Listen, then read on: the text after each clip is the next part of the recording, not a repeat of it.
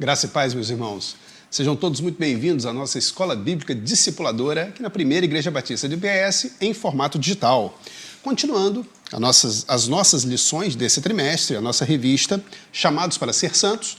A revista desse trimestre é essa, um estudo da Carta de Paulo aos Romanos. Hoje é a lição de número 10. A lição de número 10, que tem por título Israel e o orgulho dos gentios. Nós leremos e teremos como texto base principal para esta lição o capítulo 11 da Carta aos Romanos. Então é a lição de número 10, capítulo 11 de Romanos. Você, meu irmão, minha irmã, se ainda não tem a revista, pode baixar direto no site. Nós estamos já terminando, já estamos na reta final desse trimestre. Pode baixar no site da convenção, é só digitar no Google. Na revista Palavra e Vida, o irmão ou irmã vai ser direcionado, pode baixar a revista em formato digital. Antes de começarmos, porém, vamos entregar este tempo ao Senhor, agradecendo pela oportunidade que temos de estudar a palavra. Oremos. Senhor Deus e Pai, obrigado, Senhor, por esse dia, obrigado pelo estudo que faremos da Tua palavra, obrigado, Senhor, por essas lições tão grandes que estamos recebendo por parte do Seu apóstolo Paulo deixou para a igreja de Roma e deixa para nós hoje. Esteja iluminando nossos corações para que a gente possa compreender, possamos apreender, colocar em prática tudo aquilo que estudaremos hoje. Obrigado por tudo, em nome de Jesus. Amém. Amém.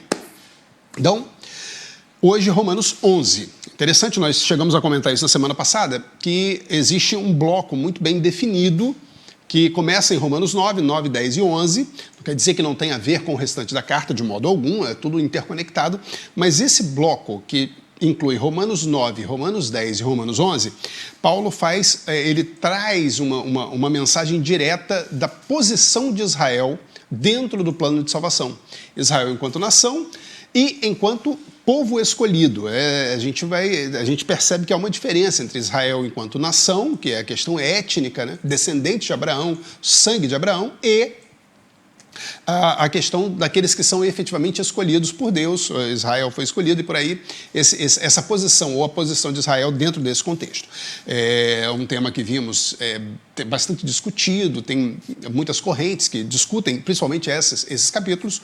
Hoje a gente então vai estudar Romanos 11, onde Paulo encerra essa ideia de como Israel está inserido no plano de salvação. Hoje a gente vai ver algumas características muito interessantes, ele encerrando com Israel e vendo também onde os gentios se enquadram nisso, porque ele vai trazer algumas nuances muito interessantes para nós. Afinal de contas, os gentios hoje somos nós. Claro, é uma maneira de falar. Lógico que hoje fazemos parte dessa família, a família de Deus. Somos cidadãos do reino dos céus. Mas o que Paulo chama de gentios, que são os não-judeus, somos nós. Então, como entra a figura dos não-gentios dentro desse contexto todo?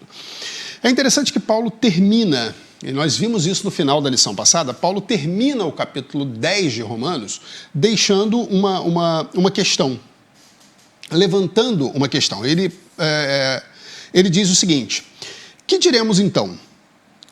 Os gentios que não buscavam justiça a obtiveram, uma justiça que vem da fé.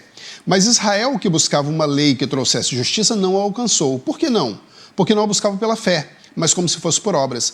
Eles tropeçaram na pedra de tropeço, como está escrito: eis que ponho em Sião uma pedra de tropeço e uma rocha que faz cair, e aquele que nela confia jamais será envergonhado. Nós temos essa colocação que Paulo faz para nós. No finalzinho do capítulo anterior, a gente consegue ver isso de forma muito clara. E é interessante que surge uma pergunta a partir daí. Surge uma pergunta. Nós vamos... tem outra colocação que Paulo faz aqui. Isaías diz ousadamente, isso aí, Romanos 10, verso 20. Fui achado por aqueles que não me procuravam, revelei-me àqueles que não perguntavam por mim. Mas a respeito de Israel, ele diz: o tempo todo estendi as mãos a um povo desobediente e rebelde. É isso que Paulo fala, então. A questão toda é que quando ele chega nesse ponto, surge uma pergunta. Bom, Paulo fala no capítulo 9 sobre a eleição de Israel, como é que foi feito. No capítulo 10 ele fala que Israel tenta buscar, o judeu, ele tenta buscar por si mesmo, ou por si próprio, a resolução da sua justiça. Ou ele tenta resolver a questão por conta própria. Inclusive, no capítulo 10, a gente leu que Paulo diz que o judeu ele deixou a justiça de Deus e criou para si uma justiça própria. Mas a pergunta que fica nesse momento é o seguinte: existe, então, salvação para Israel? Bom, existe salvação para Israel, já que toda essa temática foi apresentada por Paulo, toda essa problemática foi apresentada por ele, e ele começa o capítulo 11 respondendo isso. Ele abre o capítulo 11 respondendo, porque como ele veio desenrolando todo esse novelo e meio que ficou ruim para Israel, toda a análise que ele fez, ele começa e leremos então Romanos 11, de 1 a 4, onde Paulo diz o seguinte: pergunto, pois, acaso Deus rejeitou o seu povo? Aí pergunta que ele faz. Depois de tudo que ele disse, ele pergunta: acaso Deus rejeitou o seu povo? E ele mesmo responde, é uma pergunta retórica: de maneira nenhuma. Eu mesmo sou israelita, descendente de Abraão, da tribo de Benjamim. Deus não rejeitou o seu povo, o qual de antemão conheceu.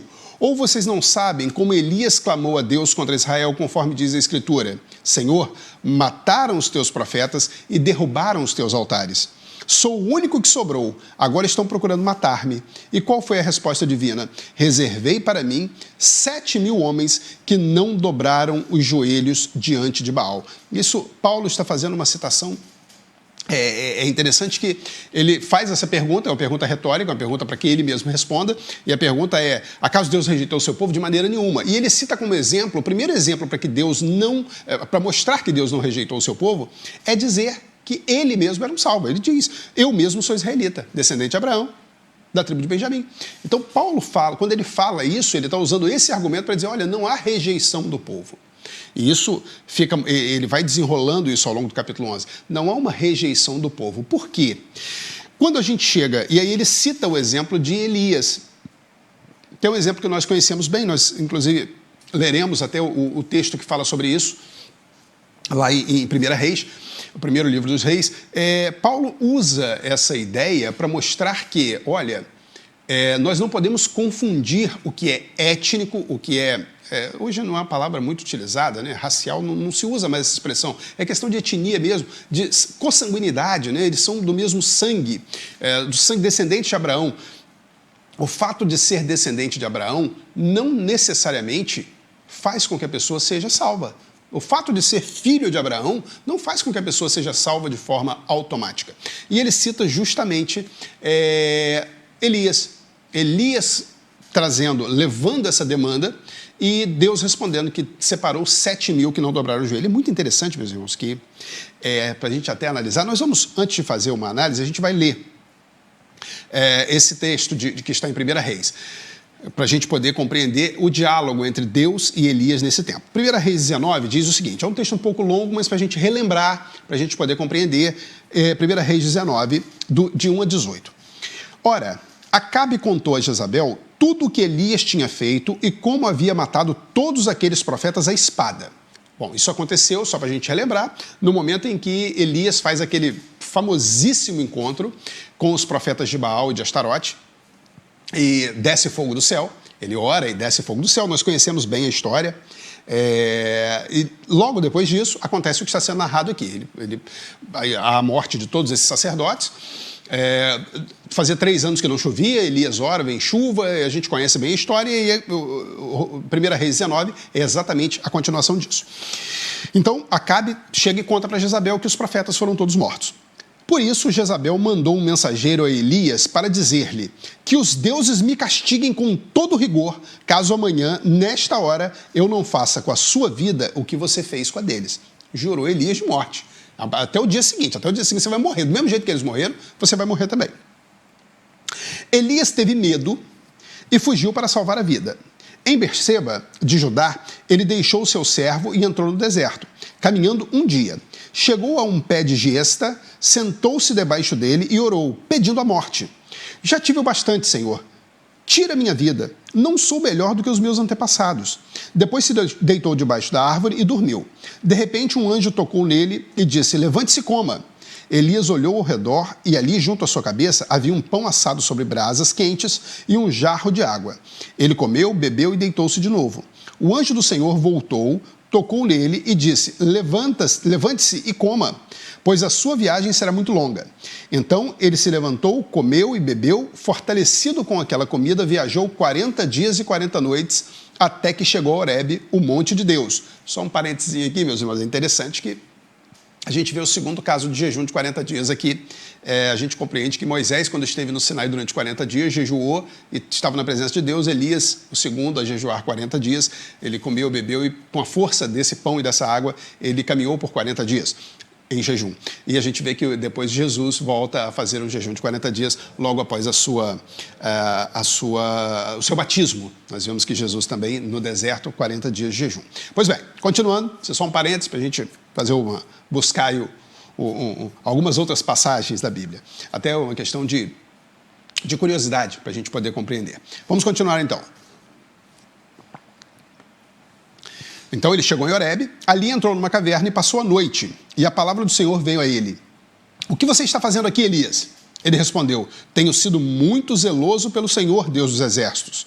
Os israelitas rejeitaram a tua aliança, quebraram os teus altares e mataram os teus profetas à espada. Sou o único que sobrou, e agora também estão procurando matar-me. O Senhor lhe disse, saia e fique no monte na presença do Senhor, pois o Senhor vai passar.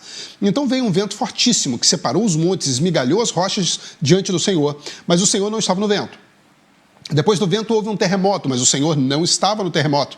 Depois do terremoto houve um fogo, mas o Senhor não estava nele. E depois do fogo houve um murmúrio de uma brisa suave.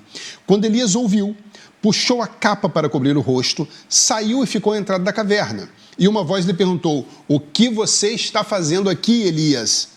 E ele respondeu a mesma coisa. Tenho sido muito zeloso pelo Senhor, Deus dos exércitos. Os israelitas rejeitaram a sua aliança, quebraram os teus altares e mataram os teus profetas à espada. Sou o único que sobrou e agora também estão procurando matar-me. O Senhor lhe disse, volte pelo caminho por onde veio. Aí já Deus chega para lá nele. Volta pelo caminho de onde você veio, tá? Unja Azael como rei da Síria, unja também Jeú, filho de Ninsi, como rei de Israel, e unja Eliseu, filho de Safate, de Abel-Meolá, para suceder a você como profeta. Jeú matará todo aquele que escapar da espada de Azael, e Eliseu matará todo aquele que escapar da espada de Jaú. No entanto, agora olha que coisa, hein? No entanto, fiz sobrar 7.000 em Israel, todos aqueles cujos joelhos não se inclinaram diante de Baal e todos aqueles cujas bocas não o beijaram. Essa passagem de Elias nos traz uma série de coisas. Primeiro, a gente consegue perceber que Elias fala duas vezes a mesma coisa. Olha, eu tenho sido muito zeloso pelo Senhor, mas os israelitas rejeitaram a tua aliança, quebraram os seus altares, mataram os seus profetas à espada. Eu sou o único que sobrou. Só fiquei eu. Mas, se a gente for olhar, no tempo de Paulo está acontecendo a mesma coisa. A diferença é que no tempo de Elias existia uma adoração muito grande a falsos ídolos, né? A falsos deuses. Existia essa adoração muito forte no tempo de Elias. Paulo não encontra tanto esse problema, mas ele encontra um outro problema, que é o orgulho do judeu que acha que, pura e simplesmente,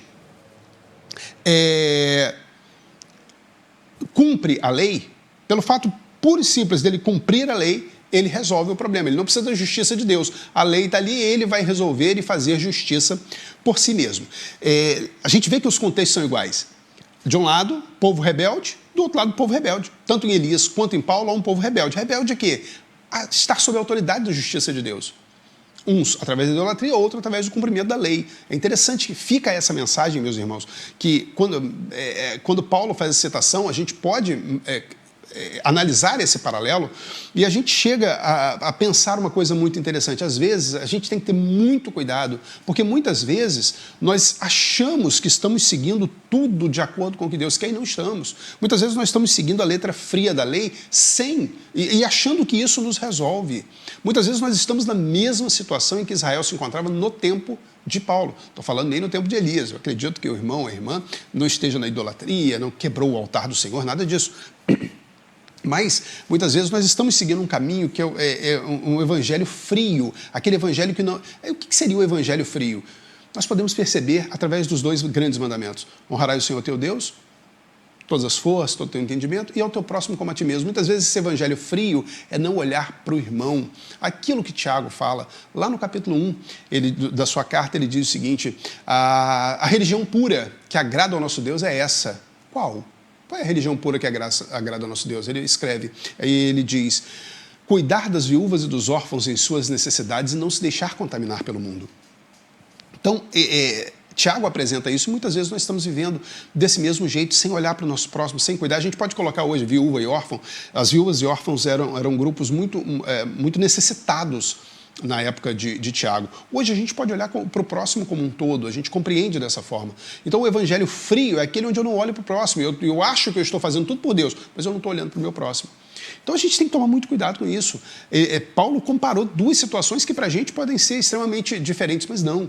Ele coloca no mesmo patamar e a gente vai ver que a coisa ela continua a partir daí. Uma outra coisa muito interessante que a gente tem que compreender é o seguinte: essa ideia, na época de Paulo, que o judeu tinha, que ele se justificava pela lei e que a questão era própria dele, o judeu pensa assim até hoje. Isso não mudou. Isso é ensinado nas escolas da Torá, nas escolas da lei, pelos rabinos até o dia de hoje. A ideia é mais ou menos o seguinte: quando Deus sopra o sopro da vida em Adão, ele coloca em Adão uma partícula divina. A ideia é exatamente essa. Isso, meus irmãos, eu estou falando porque eu ouvi, claro, não pessoalmente, né, mas num vídeo, um rabino explicando isso. Ele estava explicando exatamente dessa forma. Então, é um líder, é um mestre dentro do próprio judaísmo. É um sacerdote, é um líder, né, dentro do próprio judaísmo. Não consideramos um rabino efetivamente um sacerdote. Mas ele diz o seguinte, ele fala, quando há o sopro, Deus coloca no homem uma partícula dele. Então o homem tem uma partícula divina dentro de si mesmo. Então, como Deus é autossuficiente e ele se resolve por si mesmo, ele entrega a lei ao homem para que o homem também, seguindo a lei, resolva os seus problemas por si mesmo. Ele alcança... Não se fala em salvação. Dentro do judaísmo não se fala em salvação, não há expressão salvação. Salvação é muito cristã, o que a gente reconhece. Mas a ideia é que o homem, através do cumprimento da lei, exatamente isso, através do cumprimento da lei, ele consegue se resolver porque ele tem condição de fazer isso, porque ele tem partícula divina dentro dele. Então não mudou. Não mudou. Continua a mesma coisa, continua a mesma coisa que estava lá nos tempos de Paulo. Nós falaremos um pouco melhor sobre isso mais à frente. Mas, voltando aqui, a gente percebe, quando Paulo fala isso, ele cita Elias e ao remanescente. 7.000 que não dobraram o seu joelho diante de Baal, não beijaram a estátua de Baal. O Senhor fala isso para Elias de uma forma muito, muito dura. Ele não está ali brincando com Elias, é uma forma muito dura. Mas a gente vê que isso nos traz a conclusão de que todo filho de Abraão é israelita, claro, mas nem todo israelita está dentro do plano de salvação de Deus. Então, quando Deus fala, olha, Abraão, eu vou fazer de você uma grande nação, a gente entende etnicamente, em ti serão benditas todas as famílias da terra, chegamos a comentar isso na semana passada, mas aqueles que realmente... Existe dentro de Israel um Israel, que é o Israel de Deus. Existe o Israel étnico e existe o Israel de Deus dentro de Israel. Isso é o que é chamado de reminiscente ou remanescente. São os dois termos aí. Então, o Senhor fala para Elias, e a gente vê que em outros textos bíblicos isso também acontece. Olha o que acontece, por exemplo, Amós 9, de 8 a 12. Sem dúvida, os olhos do Senhor, o soberano, se voltam para este reino pecaminoso. Eu o varrerei da superfície da terra, mas não destruirei totalmente a descendência de Jacó, declara o Senhor.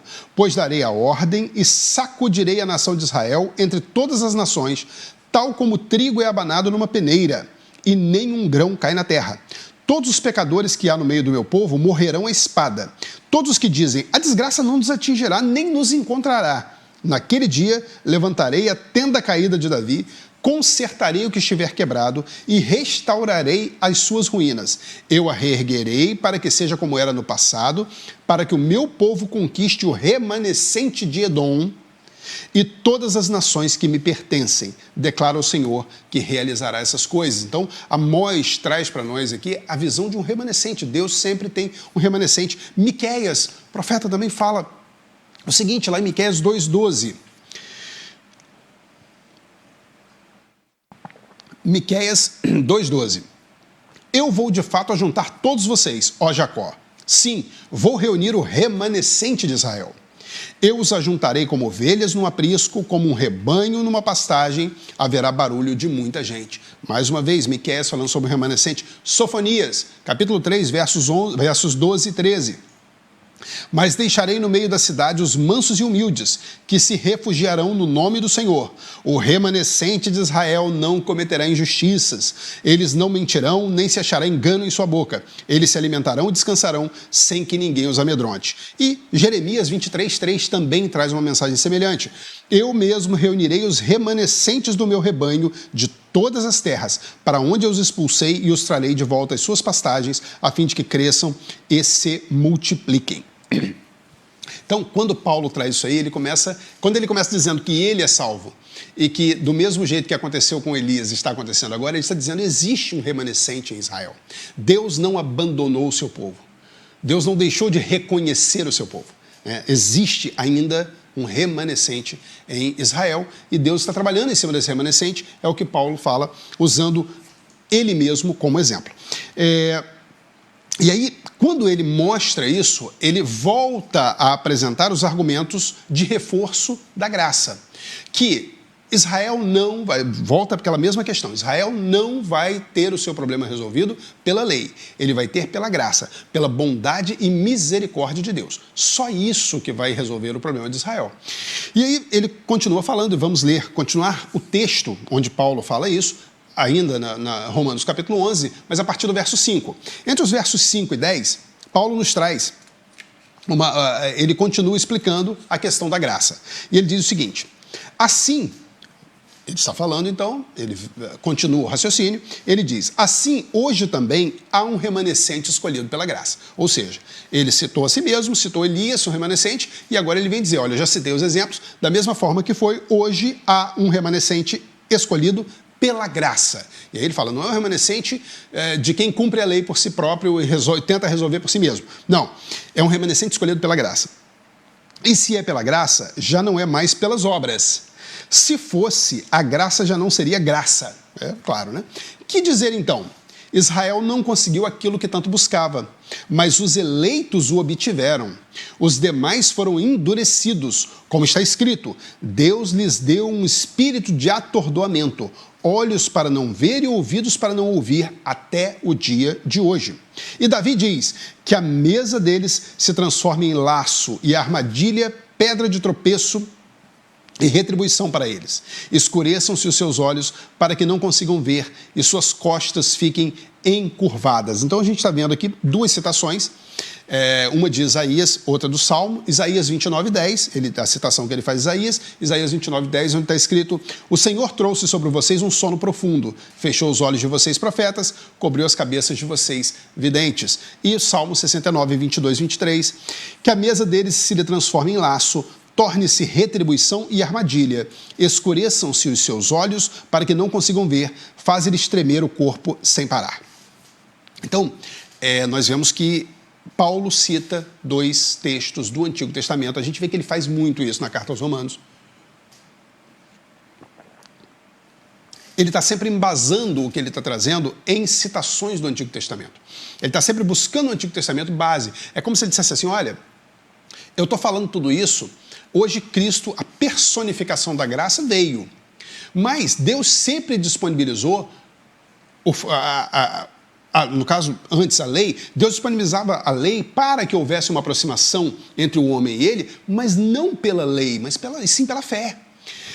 Esse remanescente que está sendo citado, de Israel no tempo de Paulo, não é pela lei, é pela fé.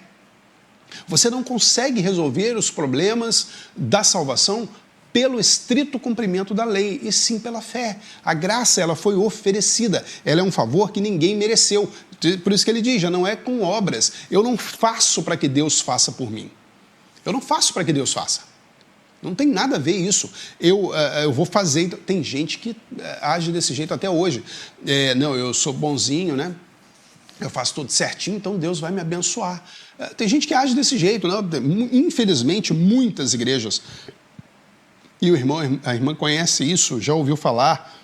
Muitas igrejas, as pessoas trabalham dessa forma usando dinheiro. Não, eu vou contribuir na igreja porque Deus vai me abençoar financeiramente. E nós somos abençoados pela misericórdia de Deus, meu irmão. Minha irmã, é a misericórdia de Deus pura e simples, é a graça dele. A gente não faz nada, nada que a gente faça, nada faz com que Deus nos ame mais ou menos. Não tem isso. Deus amou a ponto de entregar o seu filho. A salvação veio dessa forma. Então não adianta, eu vou fazer isso porque Deus vai... Não, a graça e a misericórdia é dele. E a gente vê que isso fica muito claro desde o Antigo Testamento. Porque a gente só conseguiu ver isso de acordo com o Novo Testamento. Não, isso já era deixado lá atrás. A fé sempre foi um padrão e um comportamento e uma atitude e um sentimento, é tudo junto, fé é tudo junto, que é necessário para que o homem seja salvo. Não é matar o bezerrinho, matar o cordeirinho. Isso não trazia salvação. O que trazia era fé no que estava fazendo. Fé, muitas vezes, já visualizando que o Messias viria. Então, a fé ali era apenas um ritual. Mas o que salvaria é isso. Seria a fé que existiria naquilo que viria em Deus. Essa é a questão. E aí entra justamente a questão que nós lemos. Daí que vem o ficar endurecido. Ele fala que deu-lhe um espírito de atordoamento, ficou endurecido. Esse endurecido, a expressão original é como se fosse um calo. Sabe essa calosidade que a gente tem no pé? Anda muito de sapato e faz esse calinho? E a região fica insensível, perde a sensibilidade. Por exemplo, tem gente que corta esse calo com tesoura, pega pele morta, como é chamado, corta. O original traz esse sentido. A pessoa ela fica endurecida, ela perde a sensibilidade. Ela não ouve mais o chamado de Deus. É o que está escrito aí nos versos 7 a 10 que nós lemos. O que Deus fala, a pessoa tem um coração duro. Ela não vai entender, não vai compreender, não vai ouvir, não vai se sensibilizar com aquilo.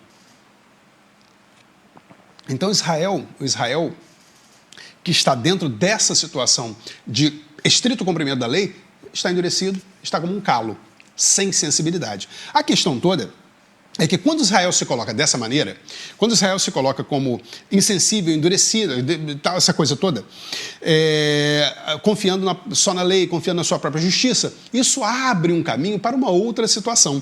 E Paulo fala isso nos versos 11 a 13 da carta aos Romanos, o capítulo 11, nos versos 11 a 13. Olha o que Paulo diz. Novamente pergunto, acaso tropeçaram para que ficassem caídos? De maneira nenhuma. Ao contrário, por causa da transgressão deles, veio salvação para os gentios, para provocar ciúme em Israel. Mas se a transgressão deles significa riqueza para o mundo e o seu fracasso riqueza para os gentios, quanto mais significará a sua plenitude. Estou falando a vocês, gentios, visto que sou apóstolo para os gentios, exalto o meu ministério. E aí surge uma questão muito interessante que, quando o judeu ele se torna rebelde, isso abre caminho para a salvação dos gentios. Meus irmãos, a gente tem que deixar bem claro aqui uma coisa. Não é um plano B de Deus. Deus não tem plano B. Deus olhou um dia e falou assim, rapaz, Israel não aceitou. Deus olhando lá de cima assim, né? Israel não aceitou. O que eu faço agora? Não. O plano de Deus sempre foi um povo. Israel e igreja, um povo só. Judeu e gentio, um povo só. Tanto é que em ti serão benditas todas as famílias da terra. A visão de Deus já era essa. Só que quando Jesus veio e houve ali formalmente, porque quando Jesus vem, até então há uma rejeição meio que implícita ali, aquela coisa toda. Mas quando Jesus vem, essa rebeldia se torna explícita. Eles não aceitam o Filho de Deus. Eles não reconhecem o Filho de Deus como Messias. Eles não reconhecem o Messias. Se torna explícito. E aí há como Jesus veio e cumpriu tudo que estava ali, já não precisava mais diretamente que Israel fizesse. Jesus cumpriu toda a lei, Jesus cumpriu toda a profecia, e aí, de uma forma direta, você pode conseguir chegar aos gentios.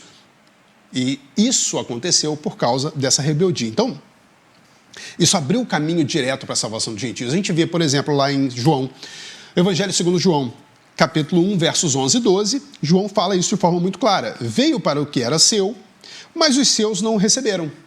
Então, Jesus, ele está falando de Jesus, ele começa falando no princípio era o verbo era Deus, o verbo estava com Deus. No final, para não ter dúvida, ele fala o verbo se fez carne, habitou entre nós vimos o resplendor da sua glória como a da unigênito. Vou repetir. Veio para os aqui, e aí ele diz, e o verbo se fez carne e habitou entre os homens, e nós vimos o resplendor da sua glória como a do unigênito Filho do Pai. Então, é isso que está escrito lá no final, no primeiro capítulo do Evangelho segundo João.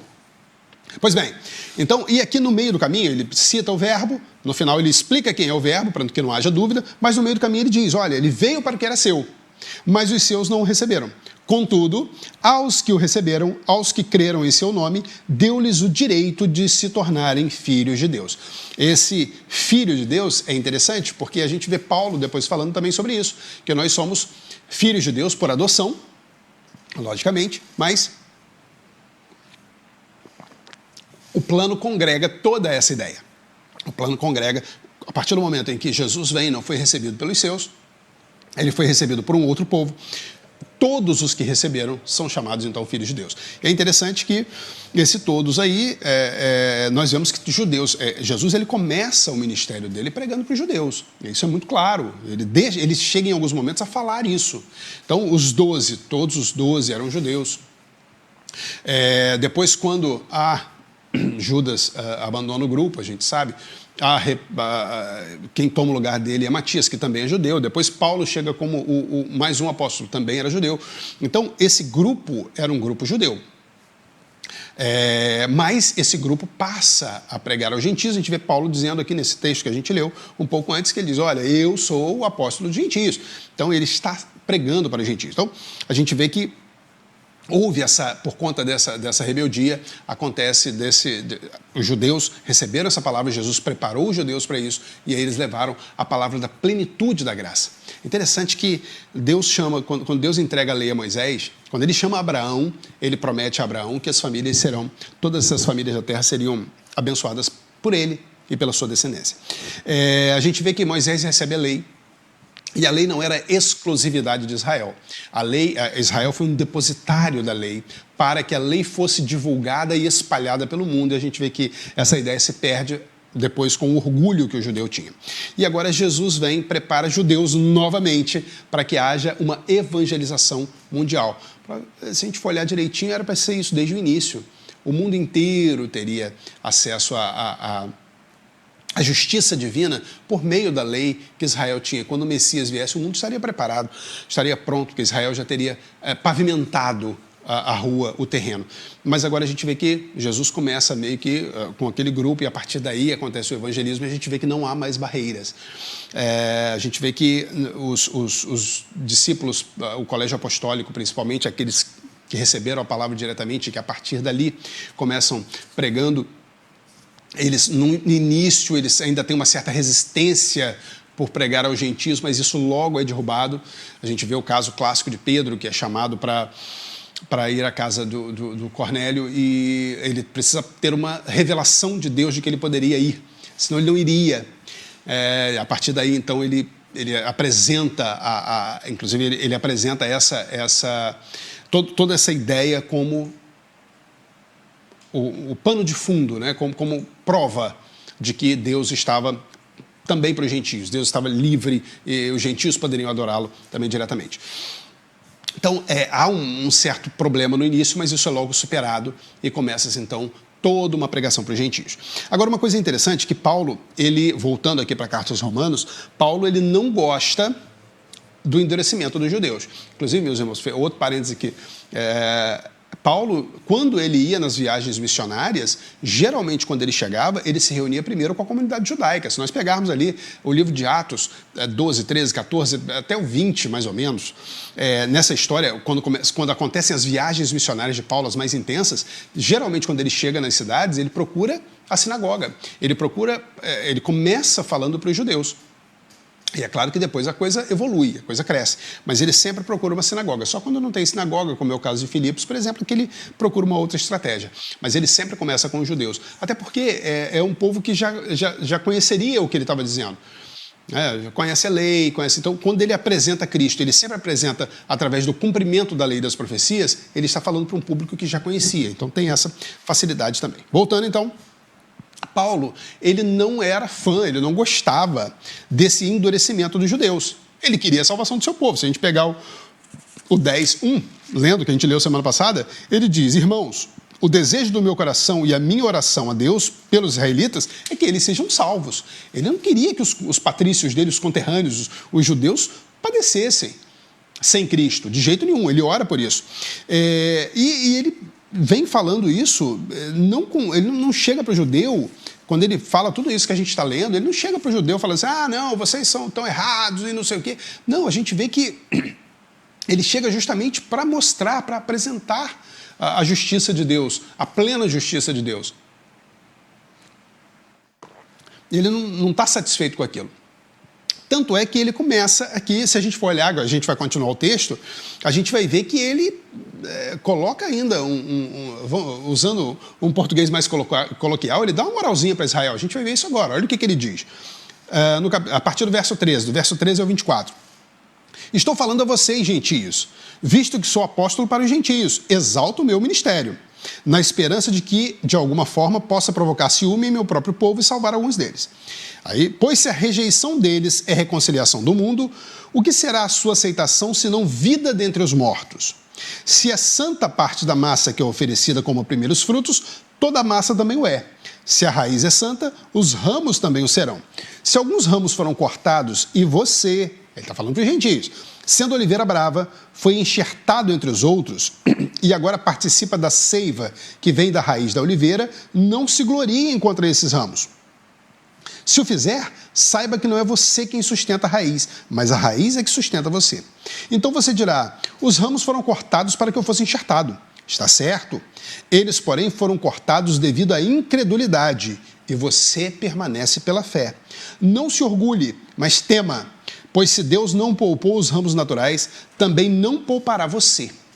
Portanto, considere a bondade e a severidade de Deus. Severidade para com aqueles que caíram, mas bondade para com você, desde que permaneça na bondade dele.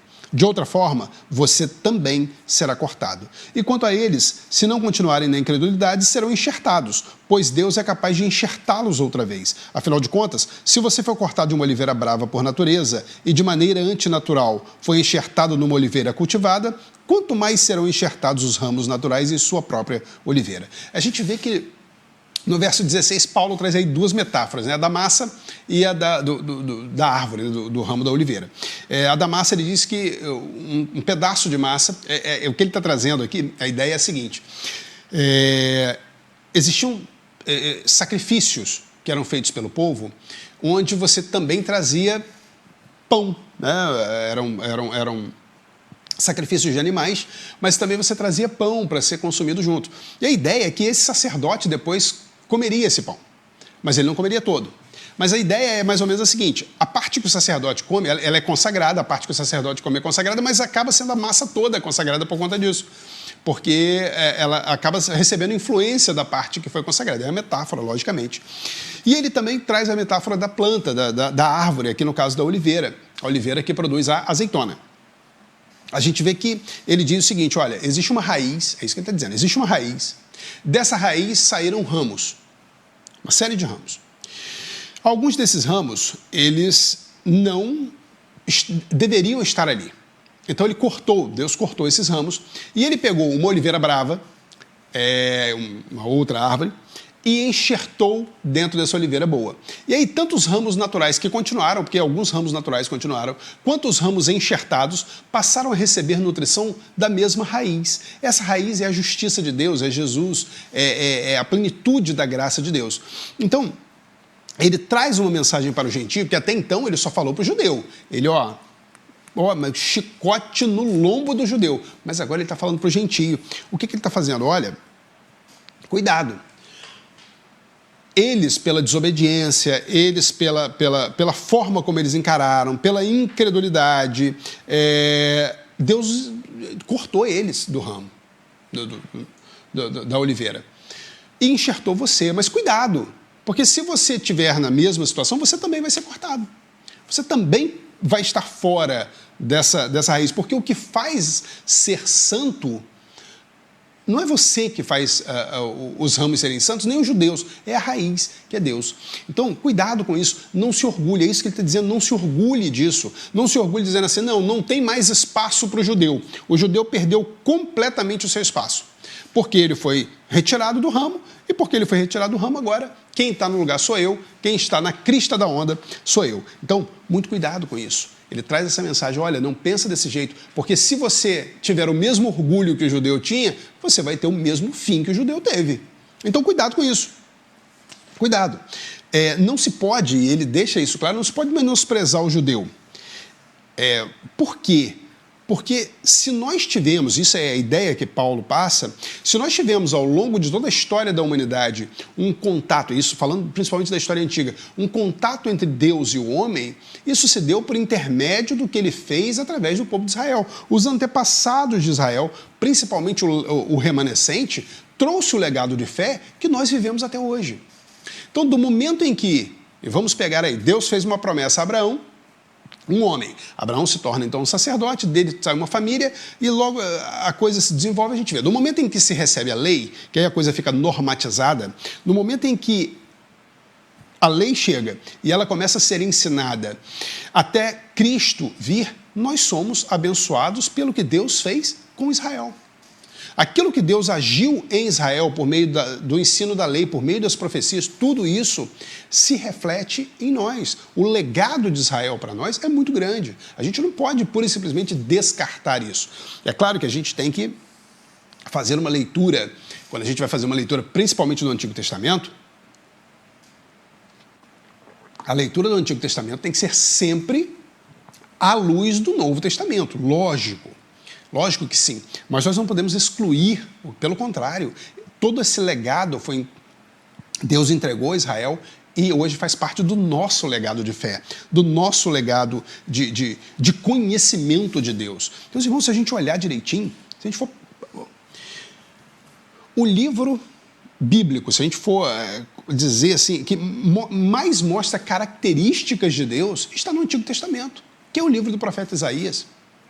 Isaías chama Deus de diversas maneiras, o poderoso de Israel, o santo, o justo.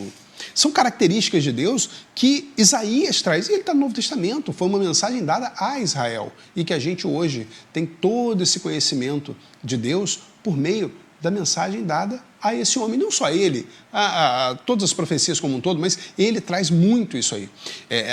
Isaías apresenta Deus de uma maneira muito especial. E a gente tem todo esse conhecimento através do livro de Isaías. Claro, não só, né, mas em grande parte por conta dele. Então,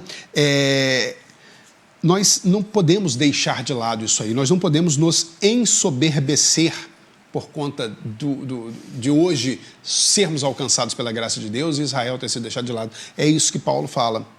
A gente tem que tomar muito cuidado.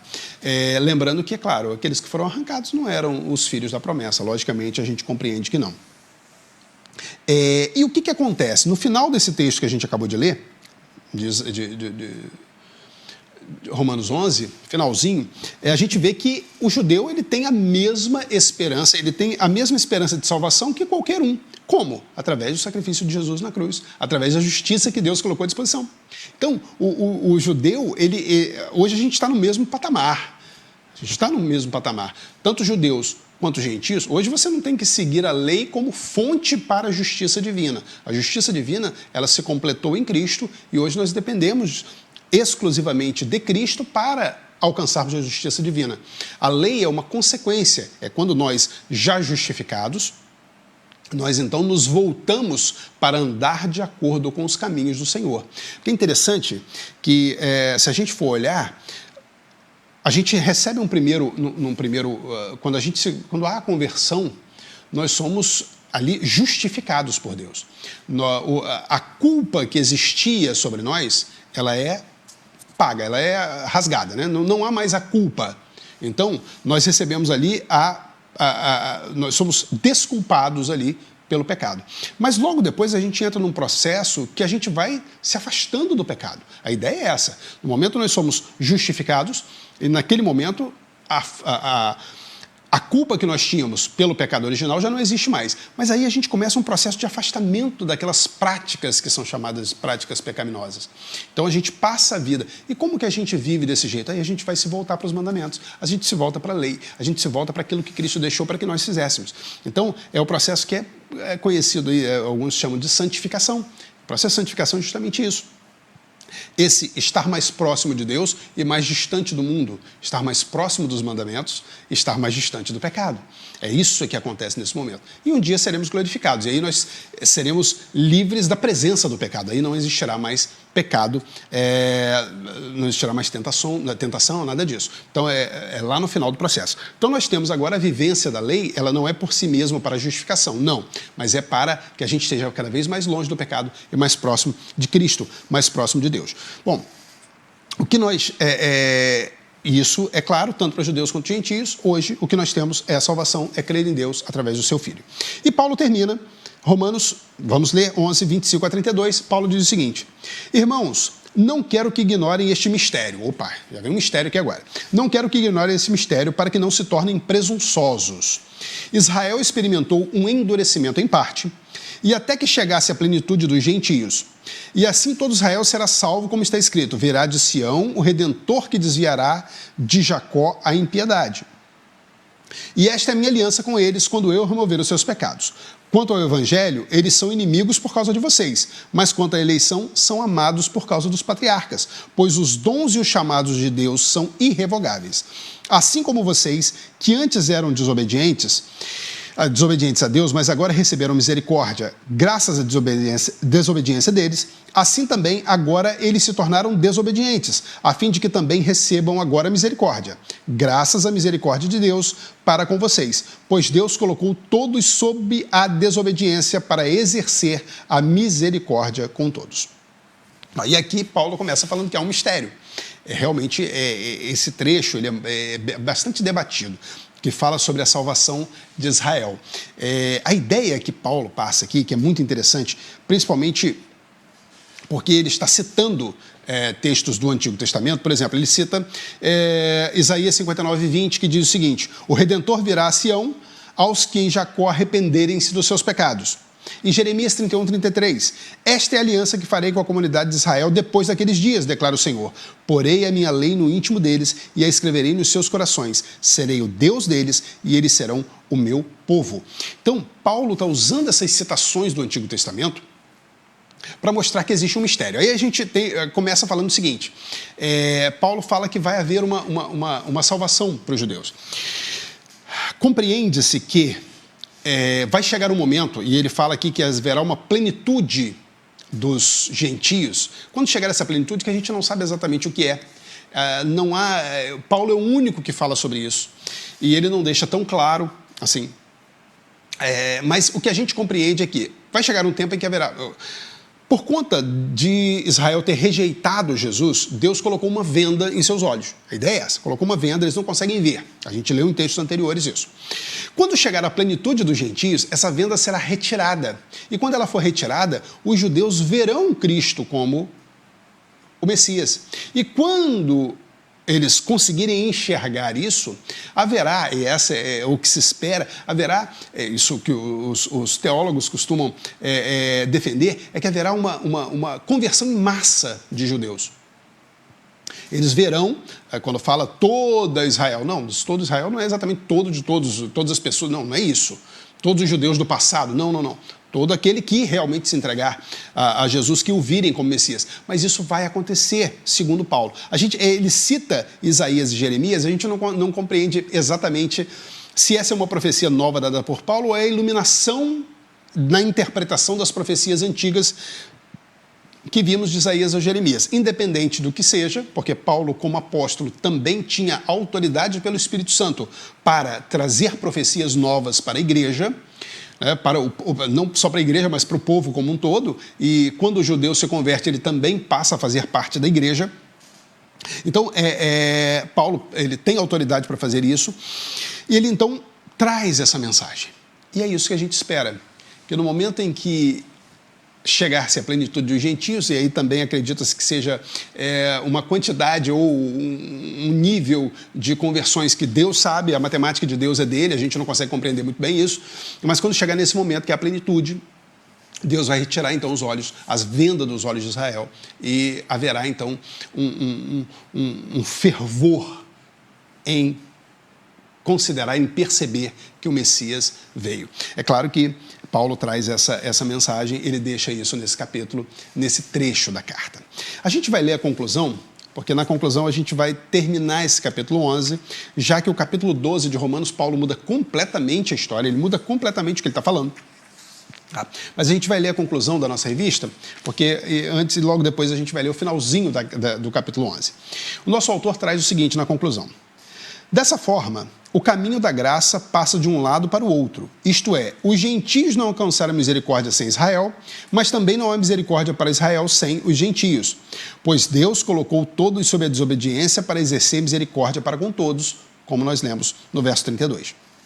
A partir desse fluxo de graça, todo o povo de Israel será salvo, ou seja, todos os que acreditarem na fidelidade de Deus. Isso a gente viu lá em Romanos 4, a gente viu em Romanos 9, 6, que a ideia é mais ou menos essa. E aí nos versos 33 a 36, aquilo que era, nosso autor traz, aquilo que era teologia vira poesia. Paulo escreve um cântico ao Senhor, uma poesia ao Senhor. Paulo, ele adora o Senhor. A gente vai ler o texto antes de voltar para a conclusão. Romanos 11, 33 a 36 diz o seguinte: ó profundidade da riqueza, da sabedoria e do conhecimento de Deus!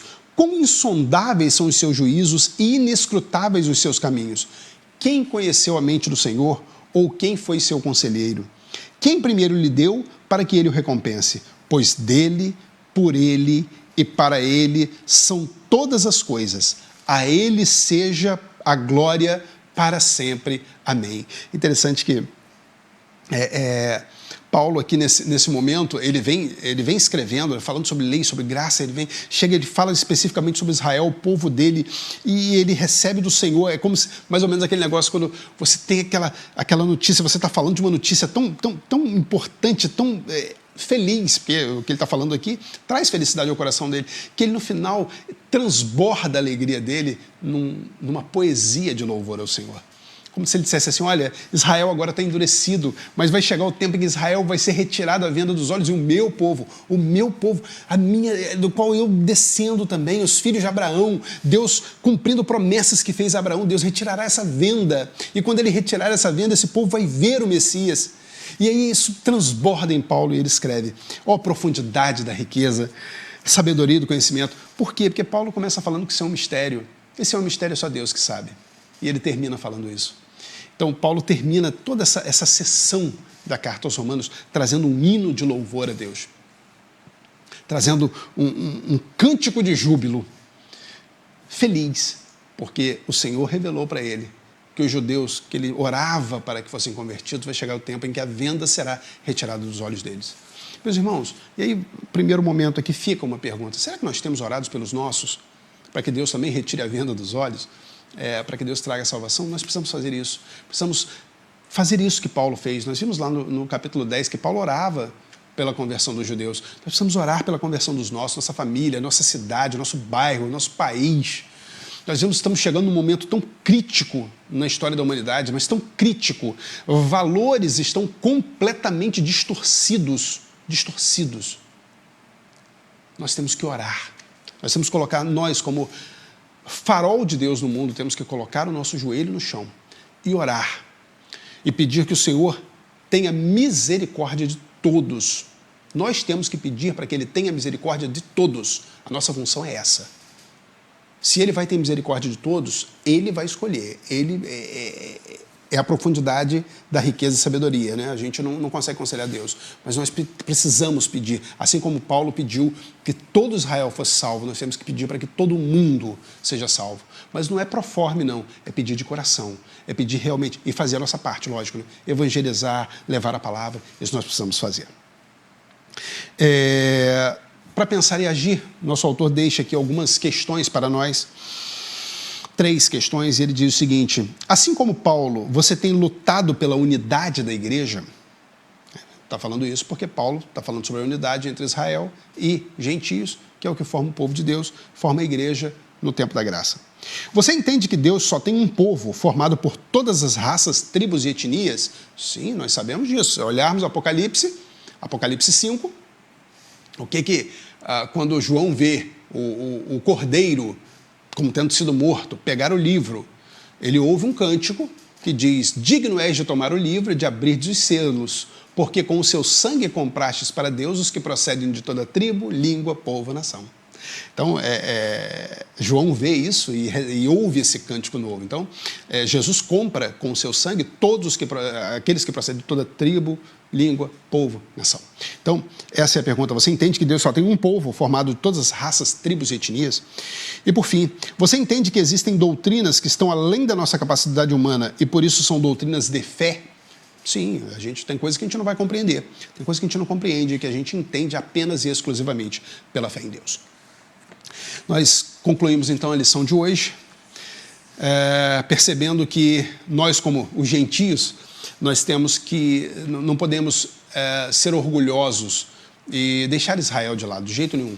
Nós temos que orar pela conversão de Israel, do mesmo jeito que devemos orar pela conversão de todos, de todos. E quando chegar à plenitude, nós veremos então o que Deus tem a fazer.